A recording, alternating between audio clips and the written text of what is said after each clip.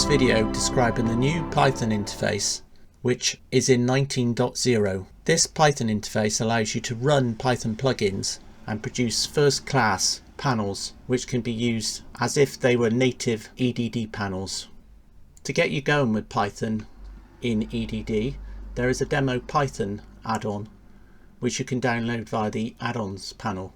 In this video we'll also describe both the action files which help define the UI, the Python files which allow you to communicate with EDD, and how to debug using Visual Studio 2022. To install the plugin, click Add-ons, click on Manage Add-ons, and you'll see the demo Python panel indicated. Click on Install and it will say the add-on will be installed at the next restart. Click OK. You can see it saying to be installed. Click OK and restart EDD. You now restart EDD and EDD will welcome you with a message saying that the Python panel has been updated. Click on OK, open the panel selector, and you can see you now have a new panel to select called the demo Python panel. Click on Add as a tab and you can see the Python program running. The Python panel demonstrates a history grid showing you the latest history and dynamically updating it, and it also shows you a load of buttons that is inserted into this upper panel which you can click on. These demonstrate all the controls you can put onto the panel. Let's go into the inner workings of how the Python panel is installed into EDD. First off is the action folder inside the app data structure on your disk. This is normally inside C:\users username app data local folder, but maybe in another location if you've selected that during install. Inside the action folder is the demo python panel.act action file. This is the master file which describes the plugin to EDD. Double click on it. Here it's going to open in Notepad++. This follows the standard structure of a ACT file where we have the long and short description, the version number, the minimum ED version you can use, and the location where to store this ACT file, which is always inside actions. The next line is used to describe the Python plugin as a panel. It consists of a set of fields. The first field must be a unique name to your Python plugin. The second field must be this string, which describes it as a ZMQ panel. The third field is the name of the panel. The fourth field is a ID, which is used to store data from the program inside the EDD database. It's just a key.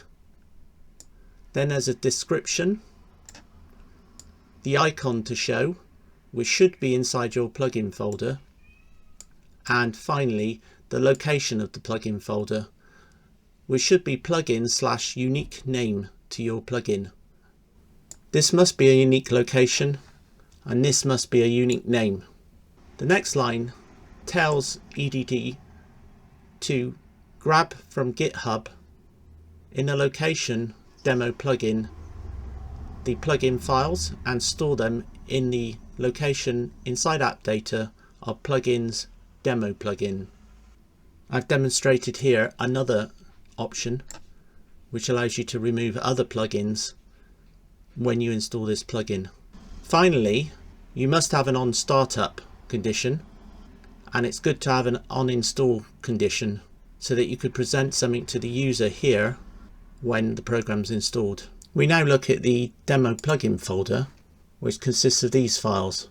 The first file to look at is the Config.JSON. This describes the plugin to the EDD system. If we right click it and edit it, you can see the two sections of the JSON file. The first one, panel, describes how the panel works, and the second one is Python, describes how the Python programs run. The config file is described inside the Wikipedia entry, Starting with the Python section, we have the version, which indicates the minimum Python version to use. We have the module check file, which is run automatically before the Python main program starts, and that is where you check that all Python modules are installed that you're going to use. If module check.py errors, you can give a list of modules that you wish to install automatically by the EDD Python runner. Then you describe the startup file to run, and you can decide whether or not to create a window. For debugging, it's best to leave this true. For normal use, you set it false so you don't get the Python console window. The panel section describes the properties of your Python panel to EDD. The first two describe whether or not the panel will support transparency and whether or not transparent is the default. The second allows you to turn on a headless EDD Python option where the Python program presents the GUI in a separate window and there is no EDD panel. You must have pop-out only set to true in the ACT file so that the only way you can launch the plugin is as a pop-out window. Checkmodules.py is run just before your main Python program and allows EDD to check that all the modules are available. Import all the modules that you require throughout your whole program in this file. If any modules are missing, Python will complain, and EDD will try using the module list inside Config.JSON to install them. It will then run check.py again and make sure that they've actually installed properly. The next file that must be present is UIInterface.act. This is an action script which builds the UI for the plugin. The UI itself is described in action configuration language for panels. The action script needs an onStartup event, and you should make in the onStartup all the UI that you need for the dialog. Use the dialog entry commands to create each dialog entry. This one's creating a data grid view. This one's creating a rich text box. This one's creating a flow panel. And then these here are inserting buttons into the flow panel. Finally, the dialog control is created. The dialog control has to be called UC, and the add range evar adds all the dialog entries defined by the evar parameter. The final line shows an example of adding text to the rich text box via the dialog control command. Further down the file are other action programs which are callable by the Python program via the ZMQ interface. These allow you to use action file dialogues and other action features inside your Python program. You can have as many ACT action files as you want. This one demonstrates another dialog which is callable by the Python program. We now move on to the Python code itself. Back in Config.JSON, we defined which was the starting program, which was demoplugin.py. This is the program that's launched by EDD via the Python 3.13 version and runs. Once the modules have been imported, we print argv1 and argv2. argv1 contains the ZMQ port which the program's going to talk to EDD on, and argv2 is a unique ID which you can use to save config under. You can either use the EDD built-in config system to save config, or if you keep your own config, then you should use argv2 to distinguish between one instance of the Python program running in one panel and another instance. Using argv1, we start the EDD ZMQ interface up. The EDD ZMQ interface is defined in EDD.py and will be the same for all Python instances. The constructor opens a ZMQ socket to EDD using the port address. Once the constructor has opened the ZMQ, we come back to demo.py and we try to send the start ZMQ protocol message to EDD with the version number of the plugin and a timeout. If this fails, you fail to communicate with EDD. If it passes, the ZMQ protocol's running and both ends are happy. It then goes through the rest of the code, adding UI elements to demonstrate how you can dynamically add UI You can obviously define the UI completely inside the ACT file, but you could define the UI inside this file. The plugin EDD.py defines lots of functions to send requests to EDD and to receive information back from EDD. It has functions to do UI control, setting and getting values of the UI. It has functions here that rely on UIInterface.act to open and close file dialogs. Once the plugin has defined the UI and done any other work it needs to do, it should sit in a loop. It should call fill queue with the number of milliseconds to wait for the next message, and then it should call get next, which receives the next message. If the message is there, it then looks at the response type, the message is coded in JSON, and process the response type. You can do any initial processing before you call the fill queue, and you can change the number of milliseconds it waits for each message to come in. You must process the terminate ZMQ message and close down gracefully. You have the chance to set config into the EDD at this point, which will be saved inside EDD.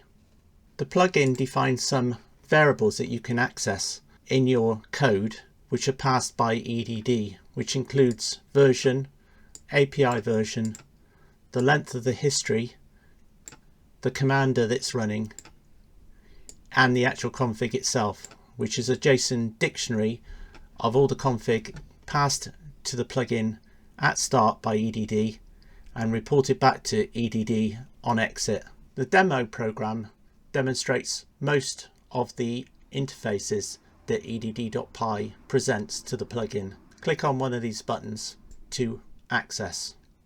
The functions in the request area of EDD.py request information from EDD and then sit and block, waiting for that specific piece of information to come back. Functions in the UI area do exactly the same. They send a request and block. EDD will also send you pushes. That's events that happen inside EDD, such as new journal entries or new UI interactions, which it pushes towards the Python plugin. You receive them with get next. The main pushes are due to journal entries updating the history. History push is when a new journal entry enters the top of the history after possible merging, and journal push is when a journal record is detected before any filtering or merging is applied to it. The other main push is EDD UI event. This is generated from changes in status.json, which holds information such as lat long and current body, and some journal events such as music and FSD target are turned into UI events because they're not very relevant for history. The demo plugin shows how to handle history push. In the demo plugin, it updates the data grid view.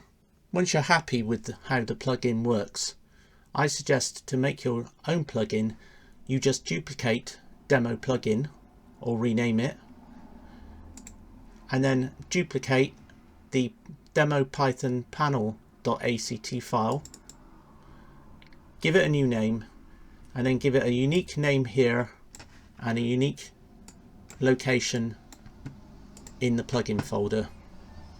Run it and make sure it still runs. I will now show you how to debug the Python program interactively using Visual Studio 2022. Make sure you've got the latest version. With the ZMQ port set, run EDD.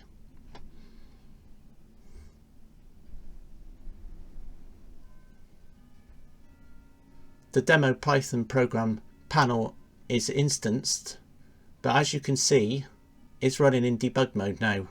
Now we have to run the plugin in the IDE. You run it by opening a second instance of Visual Studio 2022 and open up the demo plugin.sln, which I've included inside the demo plugin codebase. This SLN allows you to debug the Python program. The Python version is selected to be 3.13, and it's important that the startup file and working directory is set, and the interpreter. If you now run the Python program, hitting F5, it will start up and connect to the EDD panel. You can see the EDD panel reacting and starting up just as it did when EDD ran the Python program itself. You can also see the console window of Python showing you all the prints that's coming out of the program.